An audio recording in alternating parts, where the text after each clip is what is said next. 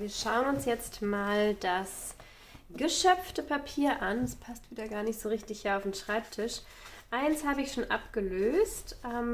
Ich werde jetzt auch mal alle anderen hier von den Tüchern runternehmen. Vielleicht seht ihr auch schon, dass ich diesmal nicht so viele gemacht habe wie beim letzten Mal. Ich habe mich jetzt versucht, nur auf die Tücher zu beschränken, die auch eine glatte Oberfläche haben, weil ich da einfach das Ergebnis am schönsten fand. Und ja, ich ziehe jetzt hier mal die ganzen Papiere ab und dann schauen wir uns die gleich nochmal gemeinsam an.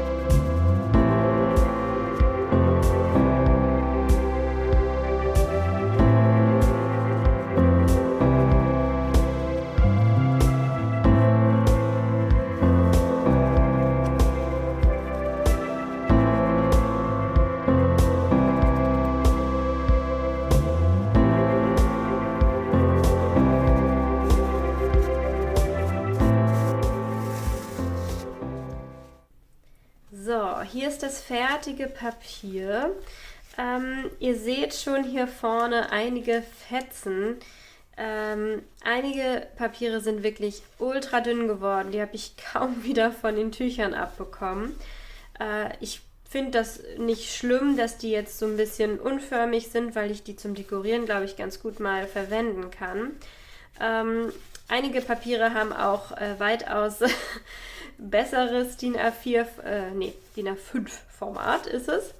Das hier ist irgendwie auch ein bisschen verzerrt, weiß ich auch nicht, was damit passiert ist. Aber einige Blätter sehen auf jeden Fall doch ganz gut aus, finde ich. Und ja, hier sind nochmal so ein paar dünne bei. Ich werde die gleich mal so ein bisschen sortieren. Ich finde, das Papier fasst sich richtig cool an, wenn man das selber geschöpft hat. Das mag ich total gerne. Und im Vergleich zum letzten Mal gefällt mir das Papier auch viel besser, weil mir die Farbe besser gefällt und weil da nicht so viel Schnickschnack dran ist. Also ja, back to the roots sozusagen. Ich gucke mal, was ich genau mit dem ganzen Papier dann so anstelle, aber hier kann ich mir auf jeden Fall gut vorstellen, das auch mal einfach mit in meine Deko reinzukleben. Die Farbe hat nicht so hundertprozentig funktioniert, also es sollte ja so ein Mintgrün werden. Und ich finde, man sieht das hier am Anfang auch noch relativ gut. Das war so eins der ersten Blätter, die entstanden sind. Das hat auch eine ganz gute Dicke, muss ich sagen. Und ich wollte jetzt einfach mal was Weißes daneben legen. Das ist jetzt hier so ein Papier, wo ich mal drauf gestempelt habe, deswegen guckt das hier so durch. Also das hat schon eine andere Farbe, auf jeden Fall. Ist halt so ein bisschen sehr dezentes, ja, also es ist eigentlich gar kein Mint, ne? Also es geht eher Richtung Grau. Ich kann euch einmal auch noch mal zeigen, welche Farbe ich verwendet habe. Und zwar diese hier. Witzigerweise sieht die in jedem Licht anders aus. Hier steht an der Seite Cottage Green. Wenn ich jetzt drauf gucke, sieht es wieder grau aus. In der Küche im Licht sieht es leicht mintfarben aus. Also es ist irgendwie total merkwürdig. Ich finde es aber trotzdem ganz cool, wie die Papiere jetzt aussehen. Ich habe die Farbe auch nochmal in Rosa, English Rose, mitgenommen. Eigentlich wollte ich Acrylfarbe holen, aber da gab es nicht so schöne Farbtöne jetzt in diese Richtung. Ich habe mir allerdings Acrylfarbe in Weiß geholt. Das heißt, das werde ich demnächst auch nochmal ausprobieren, wie das ist, wenn ich dann die Pulpe weiß einfärbe. Dann wird es wahrscheinlich einfach noch ein bisschen heller. Und Rosa möchte ich auf jeden Fall auch noch ausprobieren. Ja, aber ansonsten war es das dann auch mit dem Video für heute. Ich hoffe, es hat euch irgendwie ja, weitergeholfen oder interessiert, wie mein zweiter Versuch so geklappt hat. Und ja, ich werde also noch ein bisschen weiter experimentieren, denn man merkt halt, je öfter man das macht, auch was man noch verbessern kann. Diesmal gefällt mir auf jeden Fall das Papier an sich viel besser, allerdings hätte ich öfter mal noch ein bisschen mehr Pulpe im Wasser haben müssen, weil einige doch jetzt hier sehr dünn geworden sind. Und was ich auch gemerkt habe, ist, dass, wo sind meine Tücher? Dass es auch ganz doll drauf ankommt, was für ein Tuch man drunter hat. Von diesen festen hier geht das Papier besser ab als von diesen etwas dünneren. Und ich habe auch das Gefühl, dass man hier drauf das Papier besser draufdrücken kann von dem Rahmen als auf dieses hier. Und ihr seht ja auch schon noch so ein Papierrest. Also hier hängt noch so ein bisschen was dran. Ich muss die auf jeden Fall dann nochmal waschen und so. Genau, aber das macht auf jeden Fall auch noch einen Unterschied aus, was für ein Material man da hat anscheinend oder wie dick und fest die Tücher dann sind.